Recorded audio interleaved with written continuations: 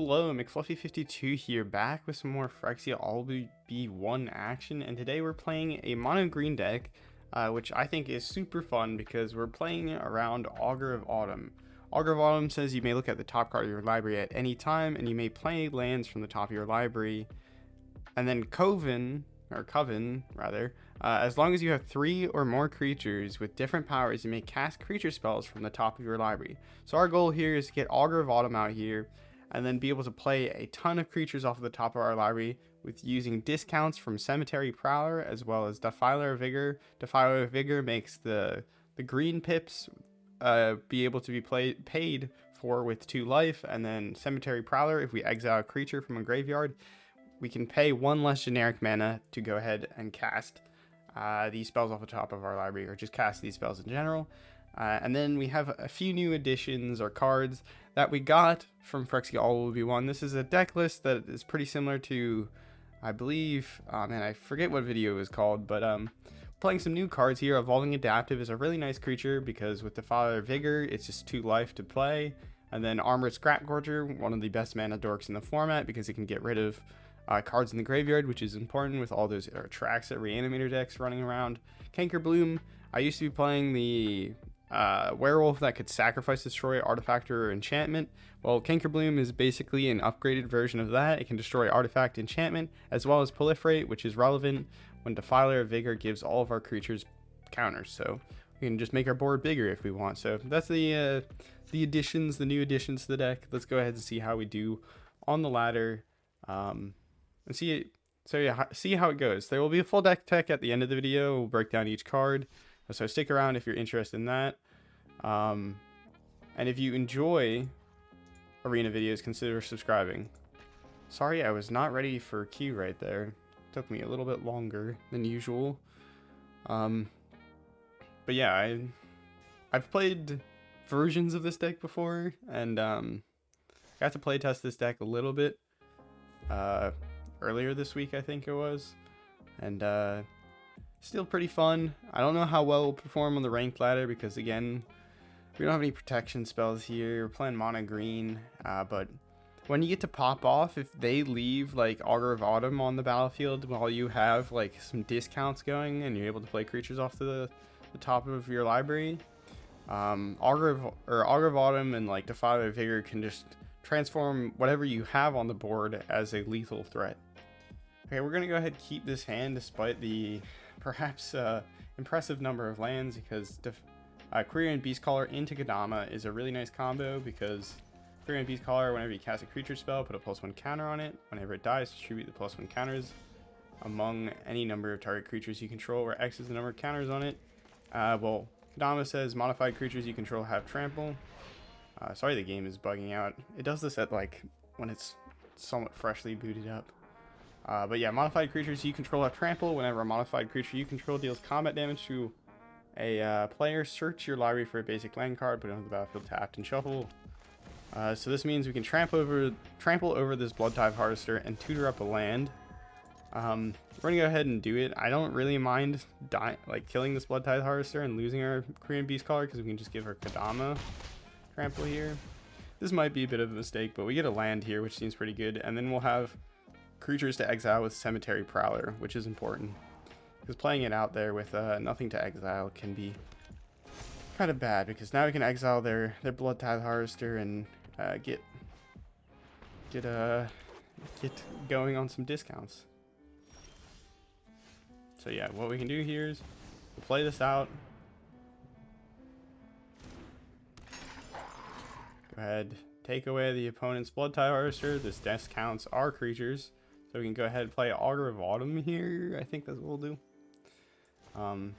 Hopefully they'll go for the Kodama before our Augur of Autumn. We have 3 Augur of Autumns in the deck. We know what we have on top of the library, which is nice with the Augur of Autumn. One thing I thought about is there is a Bant card, Sparrow Falco Sparrow, whatever, like the... Ooh, that is a really good card. So we got already 1 discount with a Cemetery Prowler, so instead of being 5 mana, this card is 4 mana to play. And then this card works really well in this Augur of Autumn deck, because as you cast a creature spell from the top of your library, you get to look at the top card of your library, so you can tell if there's a land card on top of it, and then you can use, if there is a land card and you already played a land for the turn, or if you're just trying to avoid a land, you can use like the top cards of your library, or like look at the top 5 cards of your library, put a land from among them onto the battlefield, tap, and this gives you like another shuffle, which is cool. I'll go ahead and play this. We can blow up the Fable and the Mirror here. Destroy artifact or enchantment. Bye-bye, Fable. This is why Silverback Elder is actually a really good card. But yeah. Get ourselves a land. Because we don't really need the life right now. Get a treasure token, which actually allows us to keep going here a bit. Do we think they have sweepers? Yeah, let's probably not play this one out. They can't kill this stuff, so we go ahead and swing with those. Go ahead and exile their Atraxa. No reanimation. Not today. Oh man, this was a really good start. Really good start and really good first game. Another Kodama is a really bad creature to have on the top of our deck, but we'll be drawing into it. My opponent scoops. Yep, that will do it. That will do it. A little bit of value off the top, and the opponent's not in a great place. But Evolving Adaptive is such a nice add to this deck because it's a creature that grows for 1 mana, and then it statically has counters on it. Or like it comes in with counters on it, so it gets trample with the Kodama, and you don't need to like give all your creatures counters to give them trample and everything, which you normally have to do with Defiler and Kodama. Like you have like the Silverback Elder that's a 5/7, but it doesn't have trample. So if you're able to give it trample by giving it a +1 counter and having Kodama out there, it can then swing in a bit more effectively. But yeah, let's see if we can get a turn where we like play off like a 1/10 of our deck in one turn. That's basically the baseline goal here.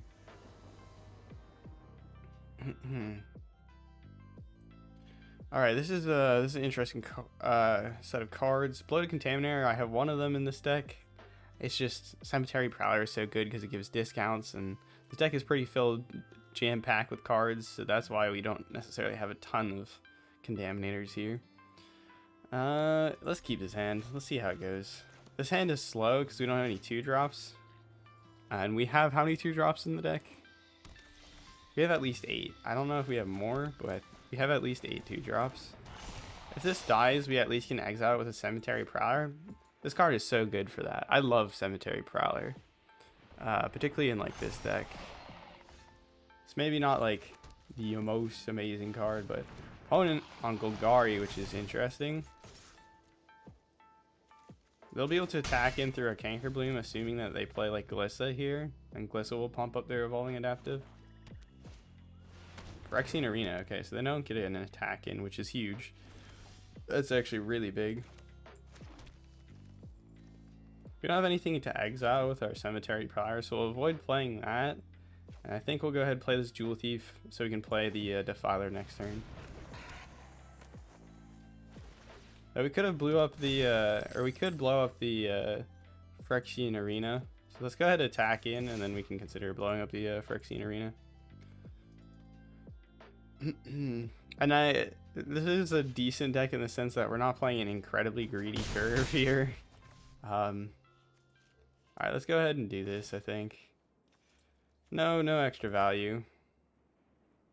I don't know why the game is being super slow to respond. It might be that my Wi-Fi is worse right now. But I think it's mostly just the game. Sometimes when I boot it up, it doesn't run as smoothly as one would hope. Alright, that is quite the card. When it casts a spell. Whenever they cast a spell, that's not okay. Alright, well this will help us ramp. This buffs are Evolving Adaptive. And then we can exile this Evolving Adaptive from their graveyard. We probably want to sacrifice this blood token, but I'm not entirely sure. We will wait until next turn, I think, to think about it. I don't know if we want to swing in here because we're going to lose something in this Blood Vial Purveyor. to this Blood Vial Purveyor. I'm very tempted to pitch this land though to this blood because sorry. When you cast a spell, it creates a blood token. Whenever Blood Vial Purveyor attacks, it gets +1/+0 until end of turn for each blood token defending player controls.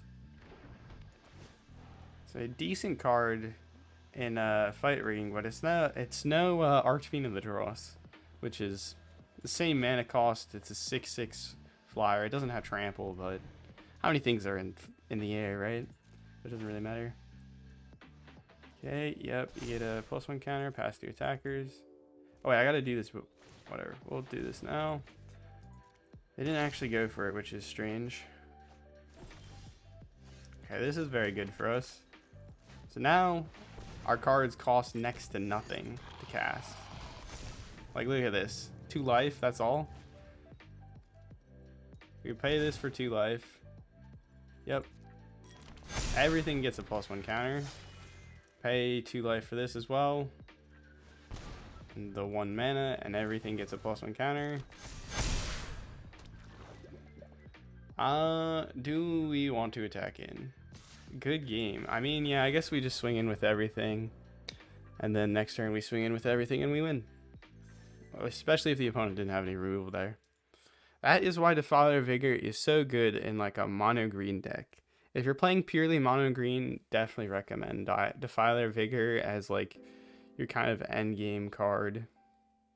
I will also say that like Silverback Elder, despite not seeing much play, is a really nice card as well. It can gain you 4 life, or it can destroy target artifact or enchantment, or it can help you tutor out lands from the top 5 cards of your library. I don't know if there's another option. I don't think there is. I think those are the 3 things. Whenever you cast a creature spell, you get one of those things, which is very nice. Because if you get Silverback Elder against mono red, it's another good way to shut out the game besides like Vindicator and Obliterator. Alright, this is a pretty good hand. We got Evolving Adaptive into some other like beefy cards. Nice thing is Evolving Adaptive grows if a creature has greater power or toughness, so it will grow when we play these Scrapgorgers. And then Scrapgorger can guarantee we play the Kodama next turn, which is nice. And in this sort of deck, when you have like Evolving Adaptive and the Quirion Beastcaller, generally what you're going to want to do is you're going to want to go ahead and play out your lands, or you play out your creatures in your first main phase to pump them up. Next to attackers, we're going to go ahead and attack in with this. I was worried there that it wasn't actually attacking in with that creature, but thankfully we did. Okay, now we get to tutor up a land, so we're at 5 mana next turn, so we can double spell. Probably just play out Augur of Autumn. That is tragic, but that'll do. Play out Augur of Autumn, see if we can hit a land drop off the top. No, we cannot. Go ahead and swing in. Opponent sees the Augur of Autumn and is immediately eyeing it, which is unfortunate. So, Bankbuster is a good sign here that they don't have any good interaction. At least had no good interaction off the start. Unfortunately, we do not have Coven to play cards off the top of our library, so playing this should help us get there. And then we can go play this Cankerbloom. We should play out a Cankerbloom and blew up their Bankbuster. It's fine. They could tap it for your draw anyways right now, so. I do want the Scrapgorger out there though, so we can play out a Defiler next turn. And then we can swing in with everything. The only thing that could potentially get us here is like a Resolute Reinforcements, but those are 2/1/1, so that's not quite as good as they might hope. Though if they get a Wandering Emperor on their turn, they could exile one of our creatures if they just put it in on their turn. Invoke is live. They could invoke Despair here. They got 4 black. Are they playing Invoke Despair? I'm surprised to see Path of Peril, considering what cards they did have, or what other cards they have. They're probably going to play another Path of Peril here shortly, so maybe we just go ahead and get in here. I mean, do we have lethal if they don't do anything? I I think we have lethal if they don't do anything. Alright, so we'll go ahead and swing in with all the relevant creatures. Scrapgorger's not going to do anything. They have to have like an Emperor here.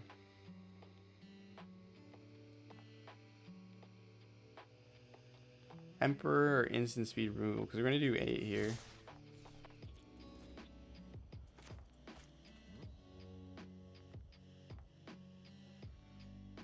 Draw, and then see if you can top deck a removal spell. Kodama is going to go. No. There's the draw. This is a good sign of desperation. Opponent had nothing to play on 5 mana though, and they weren't holding up anything. I'm really confused what's going on. Alright, that's alright. The blockers. And then we'll go ahead and play Defiler of Vigor now that they went in ahead and use one of their removals. They might sweeper here, but we have plenty of cards to play our next turn. Eternal Wander, that is probably the sweeper of choice. Scrapgorger gets to stay. I've made it just in time. Kneel before the Emperor of Kamigawa. I wish there was a way to kill him with just a Scrapgorger, but unfortunately I don't think there is. We'll go ahead and play out the most mana efficient here. And then next turn we'll be able to attack in with our Scrapgorger and do some damage. That's a free land off the top. Wow, we're hitting all of our Augur of Autumns. We only have 3 of them in the deck, and we've seen all 3 of them. Or we see all 3 of them. Full cost Path of Peril. This is comeback city for them. This is very possible that they come back from here, which is gross. Very gross. But those sweepers, like 2 sweepers in a row, even after we had like gas on gas. Got down. That does get either of our creatures, which is lame. Draw here. I guess they need... no, they get the token. Shieldred, that's life gain. That's pretty much game. We won't be able to finish out the game here unless we... Well, we just lost our last Augur of Autumn, right? Yeah, that was all 3 Augur of Autumn, so we're not going to have any gas. And we don't have any removal, so that's game. Go ahead and see what we can do this next turn here. Well, we know we're going to do this next turn, and then we know what we're going to do the next turn. We'll try and play this out. The amount I want to concede, though, is immense. Because there's nothing that's going to happen here besides our opponent taking over the game and winning.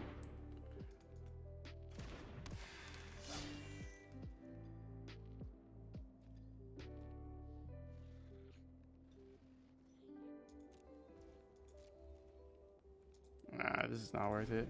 It's gonna take like 5 minutes or 5 minutes more just to like potentially eke out a win, and it's most likely gonna be a loss.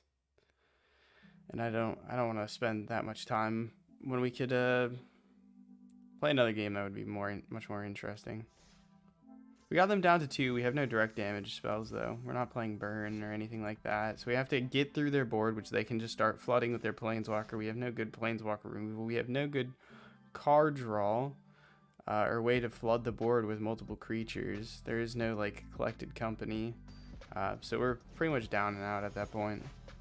They got rid of every single Augur of Autumn. I guess I should have been more careful about sweepers, but really didn't think we would got so hard. This many evolving adapters is kind of fun.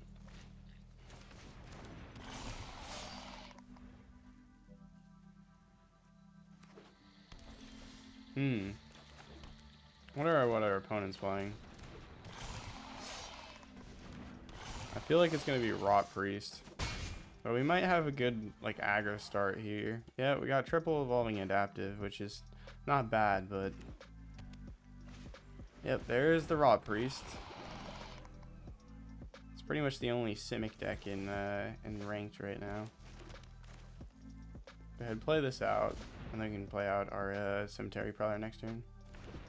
One of these adaptives might die to this Venerated Rot Priest if they have like a shore up, which is something.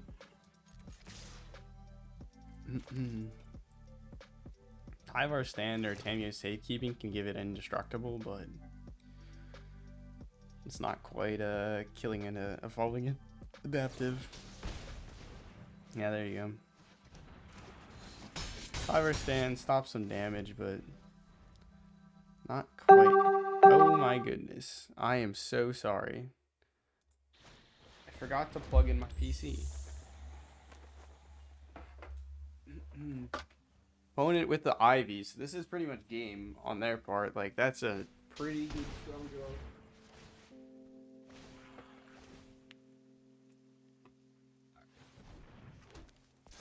My goodness, that was so bloody loud. Double combat research is gross. Another land is not what we wanted to see, but there's no creature in the graveyard. Either we pump all these up, or like you get a... Nah, this is just the right move. Pump them all up, go in ham. I hate you, Windows. Alright, everybody in. Everyone in. Go, go, go. Clock is ticking. Okay, our opponent, do you have the win this turn? Because that was not a good look, opponent. Do you have the March of Swirling Mist and everything? A Venerated Rod Priest into March of Swirling Mist? Why is it making so many... Why is... Windows, am I right? Oh my goodness. Okay, are you dead, opponent? Security bypass. You get a poison counter. They get a poison counter because they can copy it. You would need... Like, you don't have it. Unless you have, like, another Rot Priest. There's practically no way they... Look, Windows, can you stop? What is Windows up to? It's not like I've been plugging things in and then plugging things, like, unplugging things. I haven't been doing anything crazy. Ah, that's so upsetting. We didn't get the Defiler of Vigor because everything is... Or all of our things have the same toughness. That's fine. We won. That is why Raw Priest has, like, a negative win rate. Is that you really need the combo pieces, and then, like... I imagine you still lose against certain decks that are super fast like ours. We got a really fast start there with the 1-drops. That is like one major upgrade for Phyrexia. All will be one. Like having Evolving Adaptive is just such a nice card on one. Gives like at least green somewhat of a jump. Nowhere close to as much of a jump as mono red, but when you draw the triple Evolving Adaptive, you certainly are gonna go hard and go fast. But it is awkward not having them grow immediately. Alright, this is an okay hand. We don't have a 2-drop, which feels a little bad, but Kodama with Evolving Adaptive is nice. Augur of Autumn is one of our favorite cards in the deck. Mono red, though. Mono red is not exactly what we want to see. We'll probably play Contaminator out into whatever they do, because they're probably just going to bolt it. And then a 4/4 is a pretty good blocker. These 3/3s would just get lightning bolted. That is a card we want to see against mono red. Will we get enough lands to play it is the real question. So we'll probably play like this. Bloated Contaminator into the Augur of Autumn. Oh, interesting. Bloated Contaminator. It's a pretty good blocker. Question is, do we want to hold this up? That is the real question. Or attack in with this Bloated Contaminator. And do we want to block? Because they could use a lightning strike on it if they attack in and we block. Which I think we're happy with. Opponent here, not doing anything. They could have a play with fire. Which we'll go ahead and take the chance they do. We'll be happy to kill both their creatures as well as get rid of a play with fire. Go ahead, proliferate that on their face. And then we can't play anything here, so we'll just go ahead and play Kodama. Kodama is probably the least important card in this particular matchup. Silverback Elder is going to be huge against them, because then we can just start gaining 4 life every turn we play a creature, or every time we play a creature. There's the lightning strike that I was talking about. You get a little oil counter so they can tap them and deal 1 damage to our opponent, which happens to be us. Go ahead, play out the Silverback Elder. It doesn't really matter. Like, the only thing that could be problematic if they have, like, the 5 damage, what is it called? Spell? Rending Flame into, like, another damage spell. Opponent just taking it like a champ. We're poisoning them out in a funny way. It's not really what this is designed to do, or this deck's designed to do, but it's the first time I've seen anyone play the Saw Blade Scamp. It's an interesting card. I think the real downside for Saw Blade Scamp is it's not like one of those cards that untap themselves whenever you cast a instant or sorcery, so it's not quite as strong as those. Opponent's got Chandra. Don't think a fancy dress means I didn't come One with target advice. player or planeswalker. Oh, they exile their top card. This is a fun idea. That makes some sense. Mechanized Warfare does make sense. Go ahead, play this, gain some life.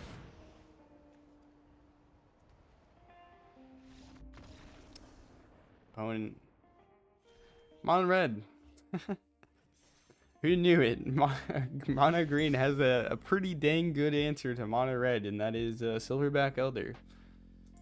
I do look forward to how the standard will shake up when the sets rotate, because maybe like some of these mythics and rares from like Dominaria and some of the newer sets will actually get to see some light. Because I think a lot of them are pretty cool. It's just they don't have a spot in the current meta. Not quite as good as Grixis Invoke or Soldiers or Mono Red or Selesnya Toxic. There's it is funny how like certain like deck types or like decks just dominate the meta. Like you're gonna see mostly the same like 10 decks. Maybe 10 is even generous. You'll see like the same. Ooh, soldiers. Alright, so let's go ahead and go on the we're gonna play Beastcaller here. That does pump the adaptive. We're gonna go aggro. They can't really attack in with this Yoshi and frontliner unless they play a Lord. No, of course they have the Lord. I was thinking they were gonna play something else, but I don't know why I didn't think they would have Valiant Veteran. Opponent, I know exactly the card they're staring at in their hand. They're looking at that what is it called? The 1 mana exile target creature with like mana value less than the number of planes you control, or less than or equal to the number of planes you control. I forget what it's called. They're staring at the card fiendishly. Fiendishly, I tell you. Alright, we go ahead swing in here with both of these. If they block the veteran, we just swing and kill their veteran, right? And the next turn we play Kodama, these gain trample. I mean, we're kind of letting them potentially amass. Yeah, there you go. There's a card that is not something we're particularly fond of, but we're stuck on lands here, so we should hopefully top deck into a land here, and then we'll get some stuff going. We block 2 damage, not bad, not bad. If we can get this Elder down, I think we're in a pretty good spot. Alright, let's see if we can find a land drop. Yep, we do. Very nice. Go ahead, see if they want to trade their Cathar. No, they don't. We got to be careful about attacking in here. I am kind of just sending it. That is one of the reasons why you don't just want to willy-nilly attack in. Opponent here can't really attack in with Yoshi and frontliner. They're just going to wait until next turn when they get another creature. Alright, let's go ahead. Try and amass a bit of a board here, maybe. Bloated Contaminator would be nice, but I think we gotta go for Quirion Beastcaller. Ooh, land. That is what we want to see. I don't think we played a land this turn, so that can allow us to play Kodama here. Nope, my bad. Another Cankerbloom though is not bad.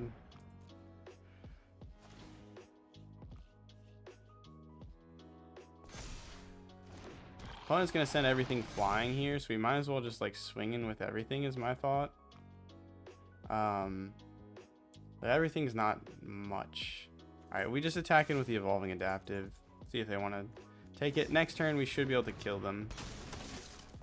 So they might just chump with these Resolute Reinforcements.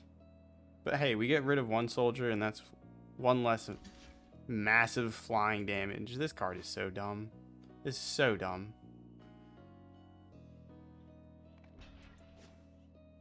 One of a soldier's many disgusting cards. Alright, we trimmed down one of their cards, so hopefully we survive an all-out assault in the air, and then we can just murder them. That's if they go for that strategy. Siege Veteran is not what we want to see. Defiler of Vigor could be very clutch here.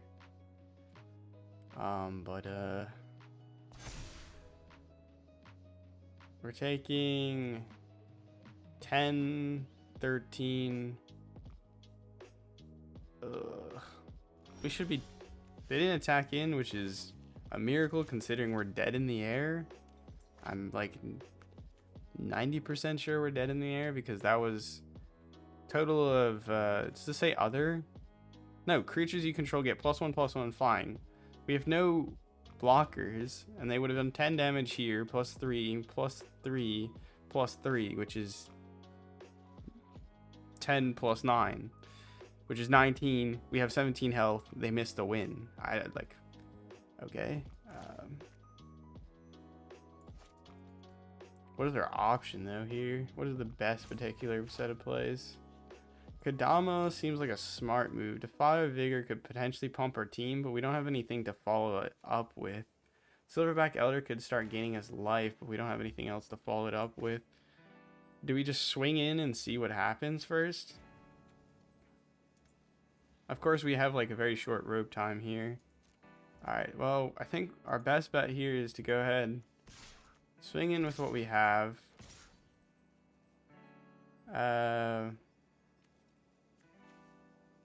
And see what happens. We need to trim down at least one creature. If not, we have to play this Kodama and this Quirion Beastcaller, I think. Block with the Ocean Frontliner on the Evolving Adaptive or the Cankerbloom. The Cankerbloom's probably your best bet.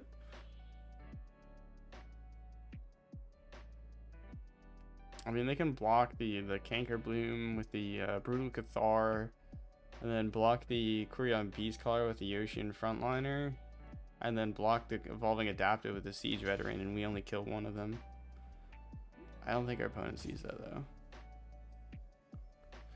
I think their best block would, yeah, be Cankerbloom, Brutal Cathar. Okay, they're gonna take this and lose only that creature, but that's not much.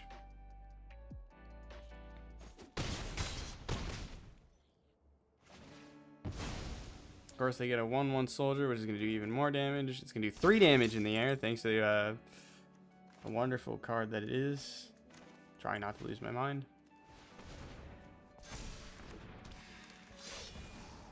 Harbin just doesn't feel fair.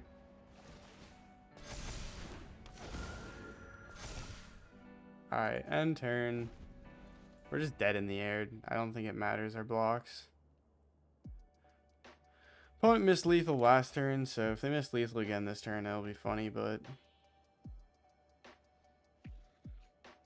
I mean, if they don't swing in, I think we actually win next turn, but... Assuming there's a decent card on top, a 2-cost card on top, I think we can easily win. Opponent trying to do the math here. When, I don't think math is necessary when you have Harbin. Harbin is like, you have 5 creatures, they don't have any reachers, swing in. I mean, yeah, they do have to play like somewhat smart, they'll just die if they don't have enough lethal, but like still. I mean, I guess this is true that they're playing soldiers, and so every card they top deck is a bomb, so they can just wait it out.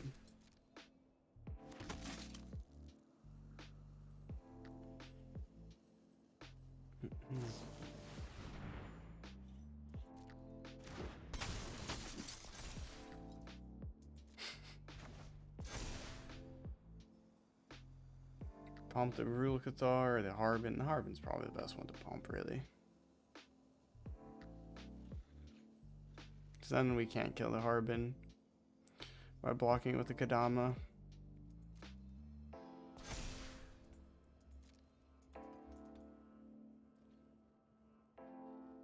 Attacking with like 2 creatures for me. Give me a chance. I love being at 17 life and still just losing to 1,000,000,000,000 flying soldiers.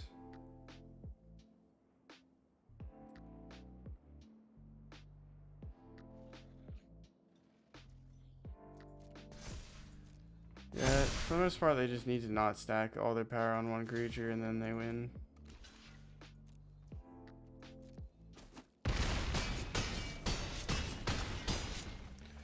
Soldiers, everybody. One of the, like, if not the highest win rate deck in Standard, the second highest. Boy, that's brutal.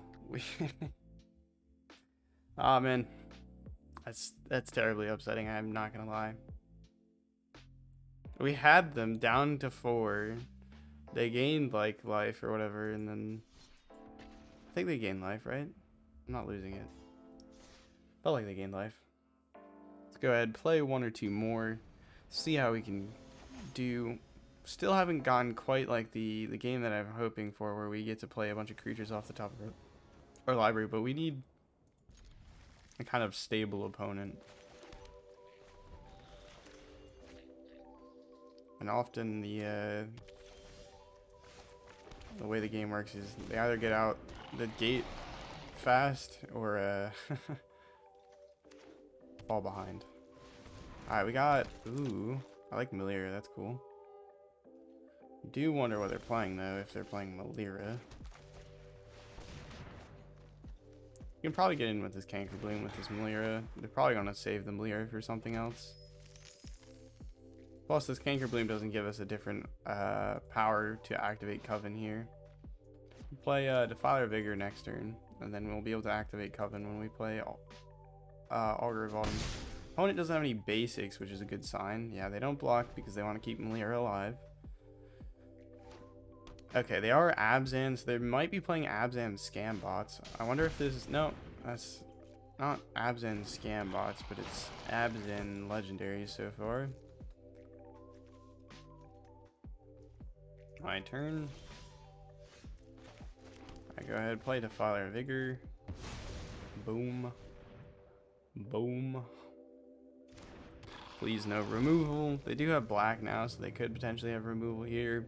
We're going to go ahead, no attacks here. We don't really want Glissa going through, so we'll probably block with the Cankerbloom or the Jewel Thief. I think the Cankerbloom's the best option here, though, not going to lie. Okay, we're playing Atraxa colors. Lagrella, that is annoying. By annoying, I mean super annoying. Omega annoying.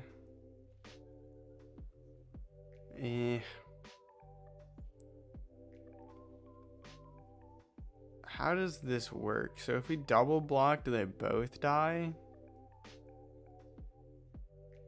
I think that's how it works, because it only needs 1 damage for lethal damage, and then it'll go from 1 to the next one.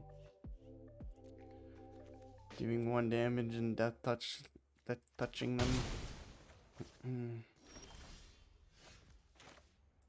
Let's go ahead and see what's on the top of the library. Should have played the Augur of Autumn first, just in case there was a land on top of the library, so that was a bit of a mistake. Opponent has a 1-minute interaction. I do wonder what it is, but I guess we'll find out.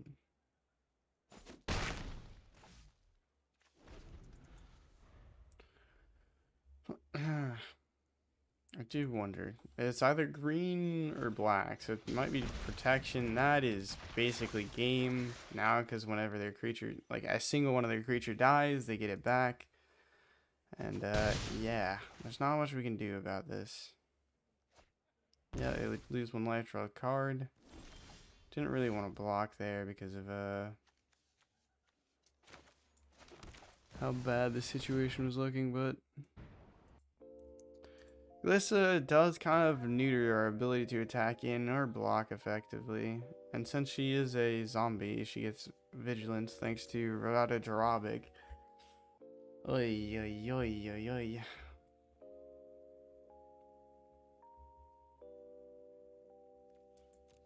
Alright, well, let's see if we can dirtle and have an explosive turn. I will say, though, this game is probably in the bin at this point. Oh, this game is in the bin. Double Rotted Dropic means if anything they die, they get like 2 copies of it. This game's over. Draw your card. At this point, I don't know. I don't know what to do about you, opponent. That is a terrible card to have on top. Augur of Autumn is not what we wanted to see.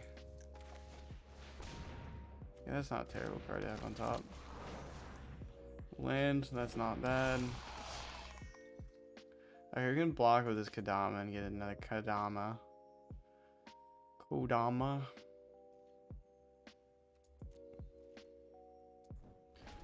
We're getting there in terms of our board presence. We just need a Defiler to pump it up. Pump it up. And then we might be able to trample over for lethal before their board state becomes relevant. Malira here means that they can blink one of their creatures, or like exile Malira and then blink to save something. I think we'll go ahead and just do this. Block with this. We have one on top of the library, so it's not the end of the world. Save ourselves from them getting card draw. They might... No, they don't have mana for Invoke, so that's at least something. I doubt they're playing Invoke, but like, who knows. Ooh, 2 Maliras. That's gross. And each of those have the ability that Malira has. They have a really greedy list, though. Playing 4-color legends. 4 colors. It's like crazy.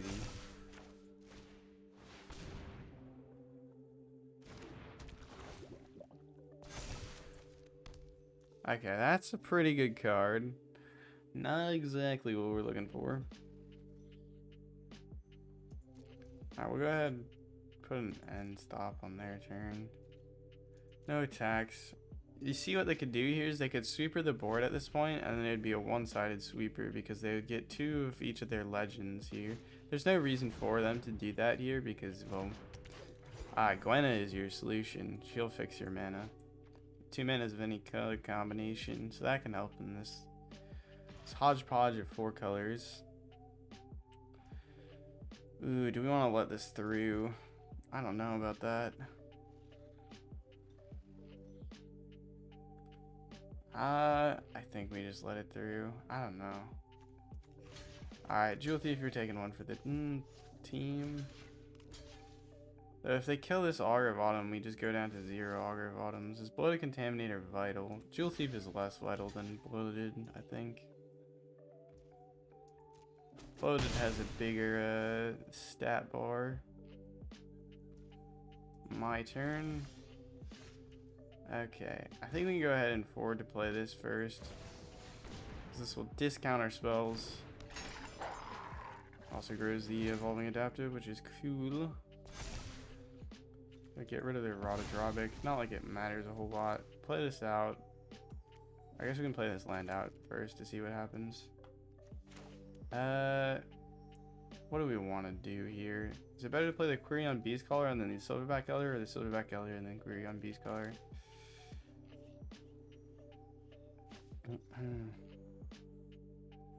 Probably Quirion Beastcaller first.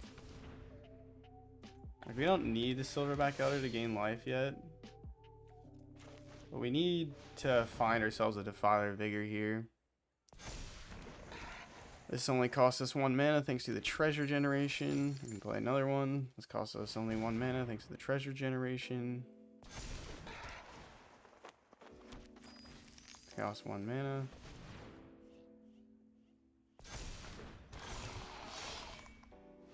Costs 1 mana.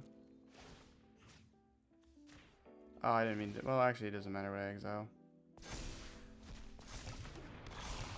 This will be a pretty good card to play out We're just gonna hope they don't have a sweeper, because if they have a sweeper, we probably already lost the game anyways.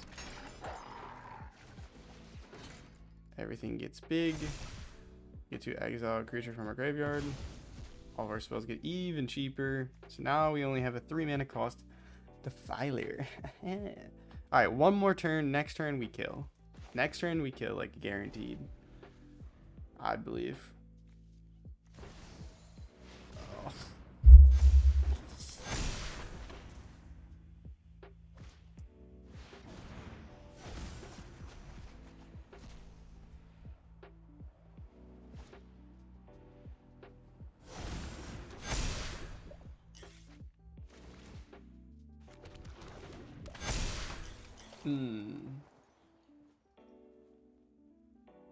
They don't have any creatures with trample, but they can make something unblockable to green and give lethal damage. Do not tell them. Do not tell them. Do not tell them. As though I'm sure they're very, very, very, very, very, very, very, very aware. They can just kill us with one shot.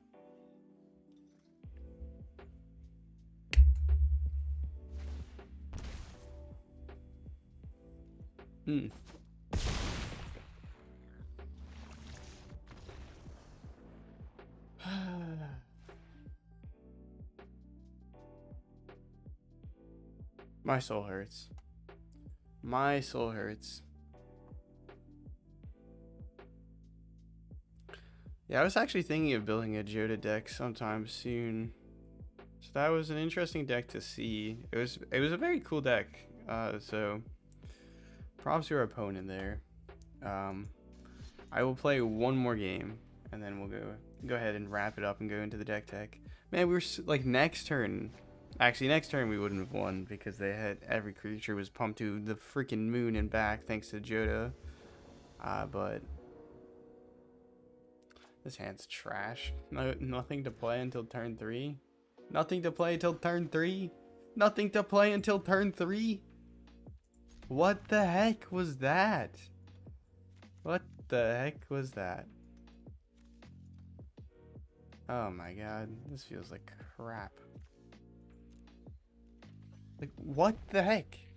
We literally have 4 5-cost cards, and we saw like 2 of them in every single hand there. We have like at least 4 1-costs, and then like 12 like 2-costs. Scrapgorger and the sack creature that blows up stuff. Enchantments and artifacts. I don't know what it's called off the top of my head. That's crazy. That was some crazy crap mulligans. So let's see if we can actually make a comeback here. But I think the arena gods are telling us it's about time to wrap it up.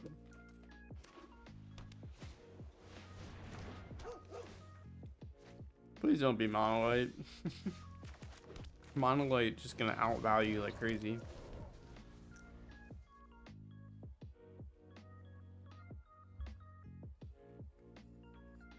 Oh, it's Mineshaft. We've played against this person before.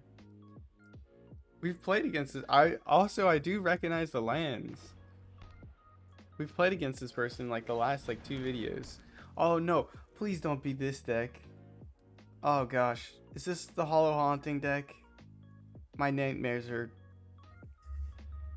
Maybe this isn't a video that if this is the Hollowed Haunting deck that I'm thinking of, then it's not a video that I ended up publishing.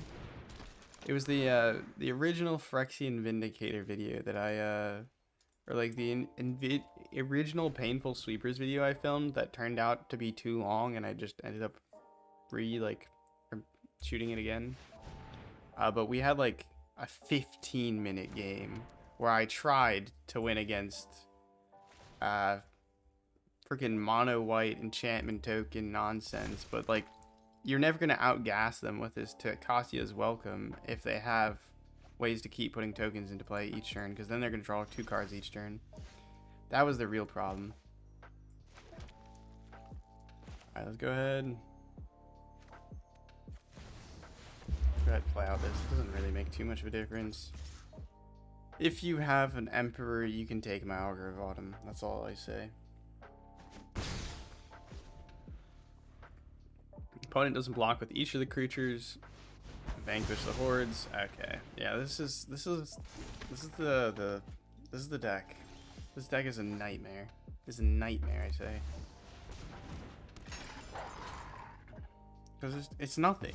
It's nothing but just enchantments that poop out cards until the end of eternity. It's gross. It's a really good Hallowed Haunting deck. So if you want to try building a Hallowed Haunting deck, pay attention. Decasia's Welcome. Wedding Announcement is just a broken card. Throwing Decasia's Welcome. Yeah, there's Hallowed Haunting. Surprised to see that one. Flips, gives them a pump. Yay. Alright, we'll see what's on top of the deck. If there's land. Nope, it didn't say that for anything. If we attack in, it does. If we don't attack in, the creatures get more annoying. I don't know. I've lost it. This is the 3-game lose streak, which is telling me this is the end of the video. I may get to exile another card, but there's nothing to exile that relevant.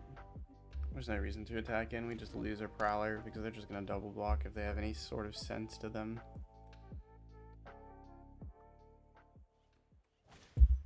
Although we don't get to activate Augur of Autumn because of this Cankerbloom's 3 power. Because we didn't find a... what is it called? We didn't find our Evolving Adaptives or... Yeah, let's just go. Let's go ahead and hop into the deck tech. This game's over. It's over. Yep, 3-game loss streak to end it out. Oi, oi, oi. Can't tell if we... Yeah, we only had like 2 games played, so we played 1-2, lost 1, 1-2, lost 3, so 50% I think on the ranked ladder here. I don't know if like the first 2 games that I played that were stats recorded for this deck was on the ranked ladder or not, but I did have a deck that was similar to this that I've played before that performs well enough on like standard queue at least. I don't remember if I was playing it in ranked. Okay, 1 Creature Storm. So the idea of this deck is we're just like playing a bunch of cards off the top of our library with Augur of Autumn, like I was describing.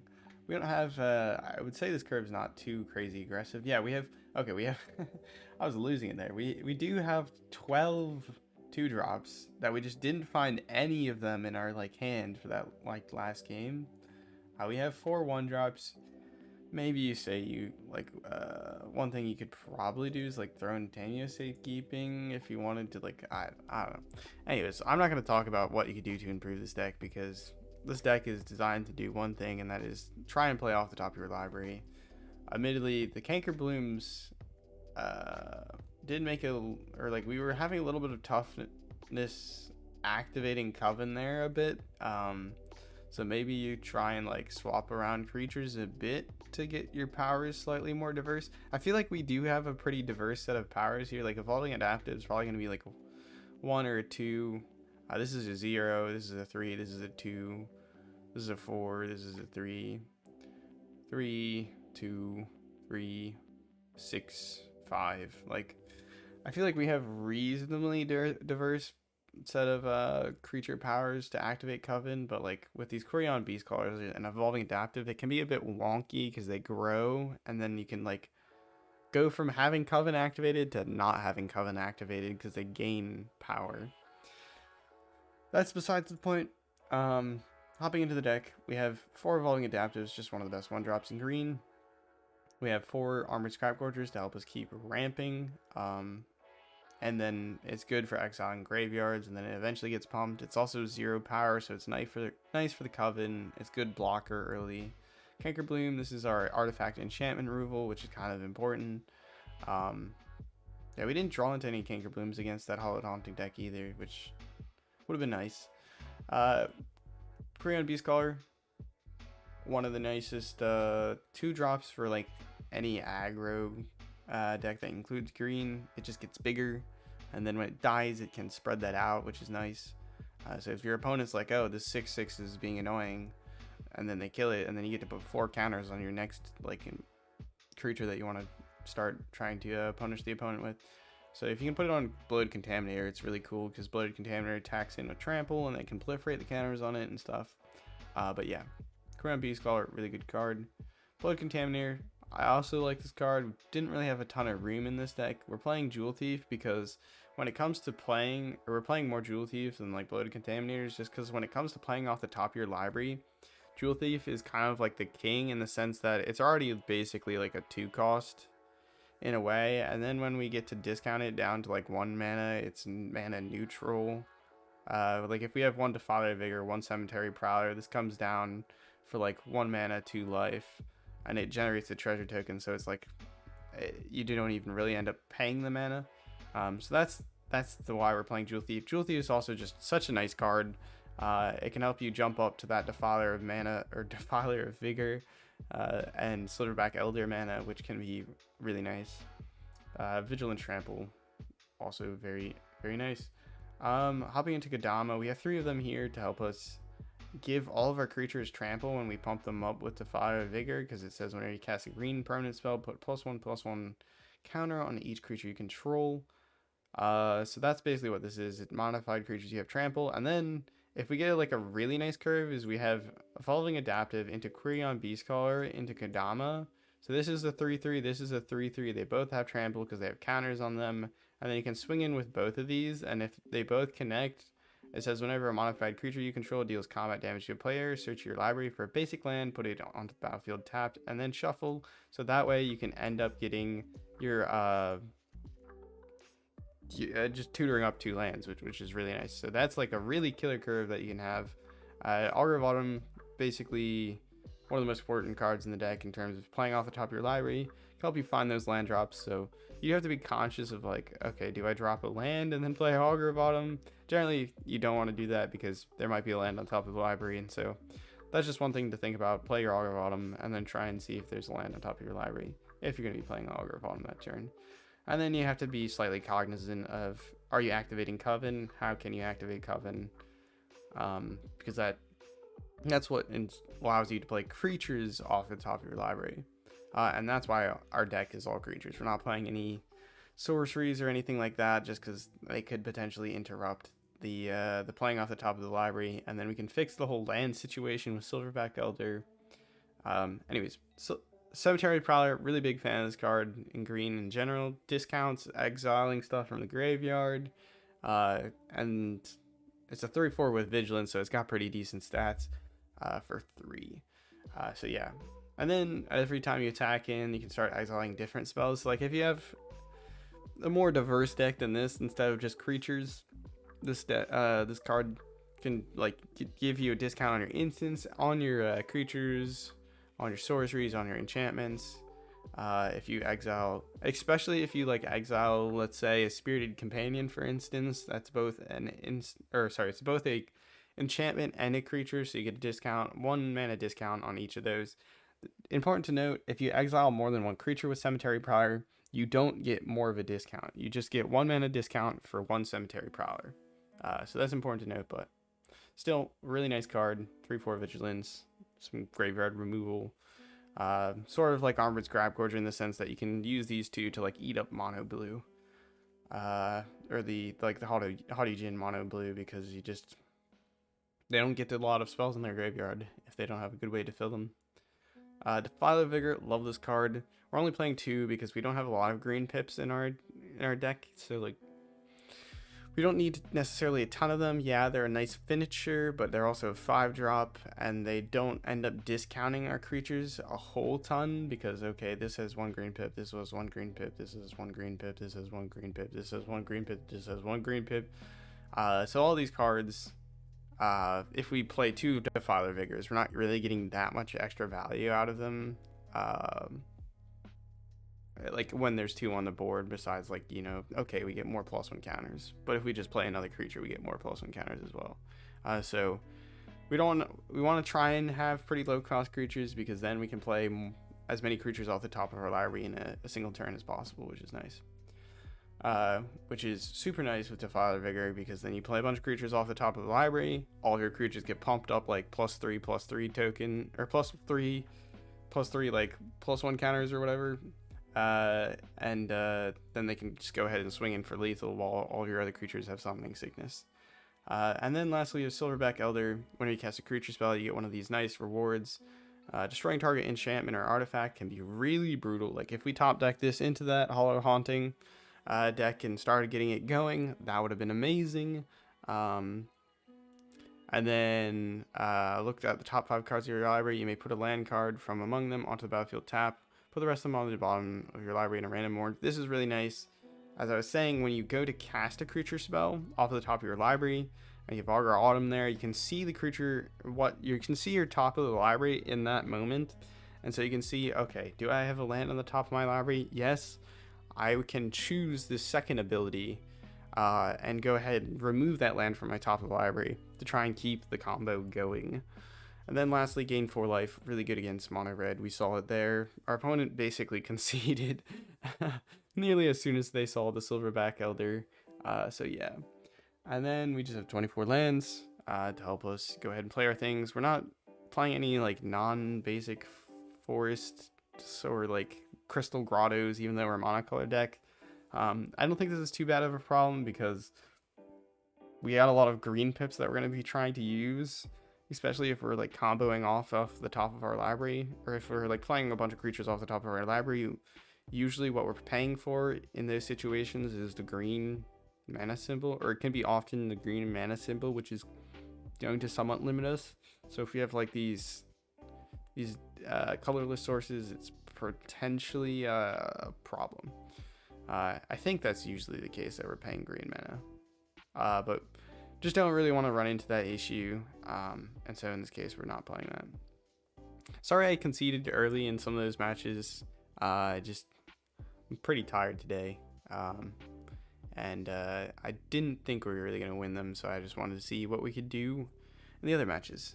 Anyways, have a nice morning, evening, night, afternoon, whenever and wherever you're watching. Ciao.